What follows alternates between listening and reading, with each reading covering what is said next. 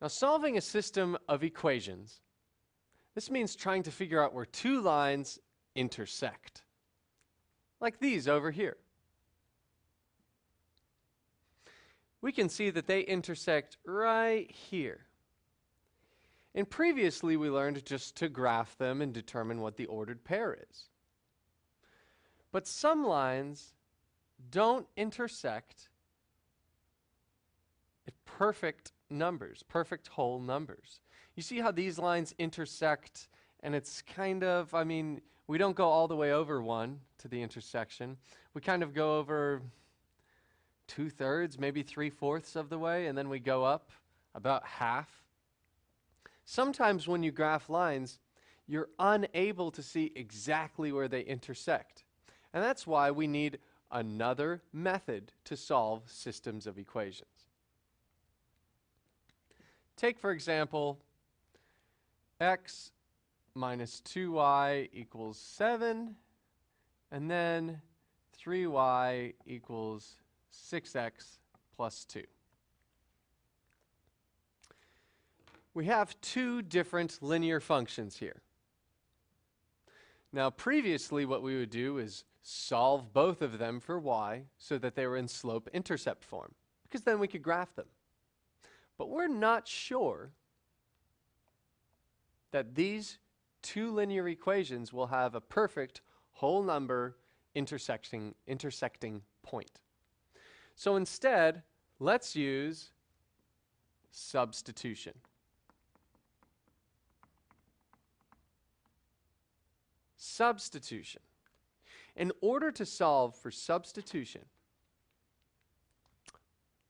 first, we need to solve for any variable.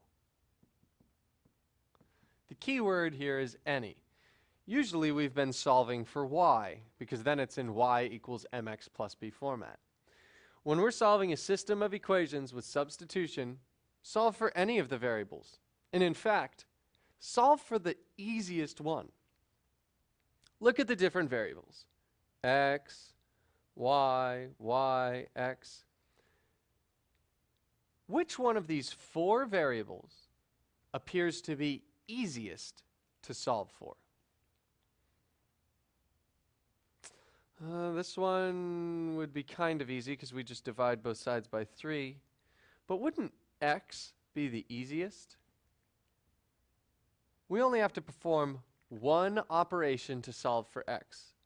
All we need to do is to isolate it by adding 2y to both sides. Then x will be isolated. Let's see what that looks like.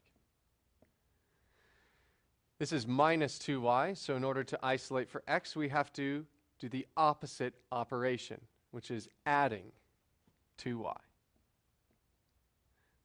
Adding 2y to be fair to both sides.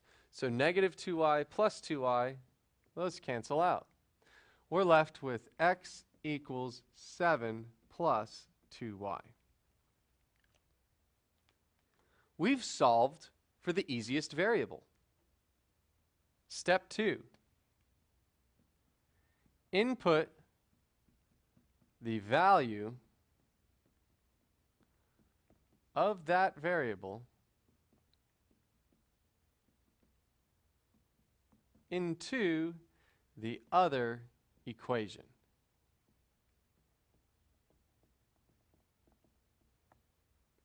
Okay, so this first equation we solved for x, and we know that x is 7 plus 2y. Now step 2 says to input the value of that variable into the other equation. You see that this says x here. Well, we know what x is. X is 7 plus 2y. So instead of writing x, we're going to write what x is. X is 7 plus 2y. So we're going to write 3y, because that just drops down. We didn't alter that part. 6. We didn't alter the 6. X. Instead of x, we're going to input what x equals. Make sure you do it in parentheses. Now we rewrite plus 2 because we haven't touched that yet. Look carefully. These two equations are nearly identical. The only difference is that we substituted the value of x as 7 plus 2y. And the reason that we were able to do that is because x is 7 plus 2y. Now, let's solve for y. 6 times 7, just doing a little distribution here. 3y equals 6 times 7, which is 42, plus 6 times 2y is 12y plus 2.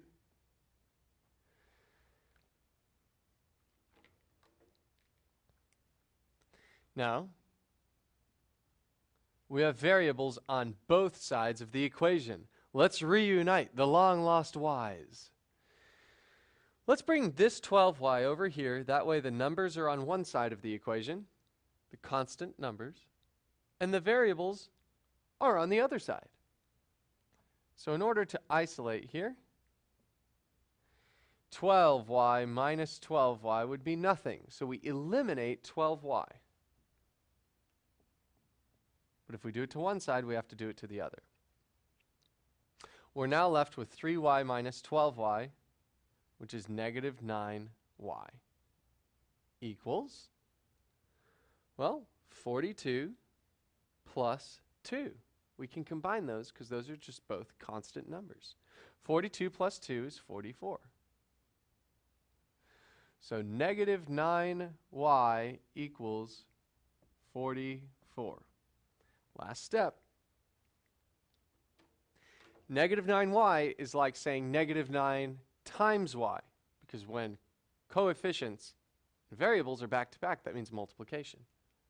So we divide both sides by negative 9 to isolate for y. The negative 9's cancel out because negative 9 divided by negative 9 is 1. So y equals negative 44 ninths. Now you could imagine how difficult it would have been for you to come up with that answer if you were looking at a graph. You can't really see negative 44 ninths on a graphing plane. So now we know the y coordinate. We need to solve for the x coordinate. Just going to erase to give us a little bit of room. So we have y equals negative 44 ninths. Well, that can be that y right there. You see how we know what y is? So all we need to do to solve for x is input negative 44 ninths as y. So up here, I'm going to copy down the same exact equation. The only difference is that instead of a y, I'm going to write negative 44 ninths, because that's the value of y. X equals 7 plus 2. Well, 2 over 1. That's how we multiply two fractions together. 2 times negative 44. Well, 2 times negative 44 is negative 88.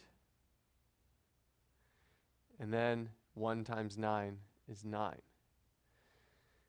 Last thing we need to do is get common denominators so that we can figure out what 7 minus 88 ninths is.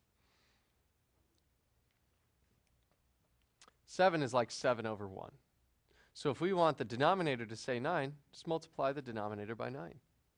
If we multiply the denominator by 9, we have to multiply the numerator by 9.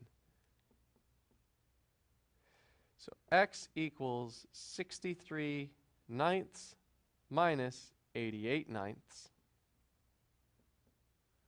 63 minus 88 is negative 25. So x is negative 25 ninths. Y is negative 44 ninths. The intersection of these two linear functions, the solution for those two linear functions is at the coordinate negative 25 ninths and negative 44 ninths. To summarize, sometimes graphing to find the solution of a system of equations doesn't work because it doesn't line up perfectly at whole number coordinates. In order to figure out what the answer is, we need to use an alternative method. In this case, we can use substitution. In order to substitute, we need to solve for any variable. In this case, we solved for x. The second step is to input the value of that variable into the other equation. Solve, and then input that solution into either of the two equations to find your other coordinate. You have your two beautiful coordinates, and that is the intersection for this particular example. Have a great day.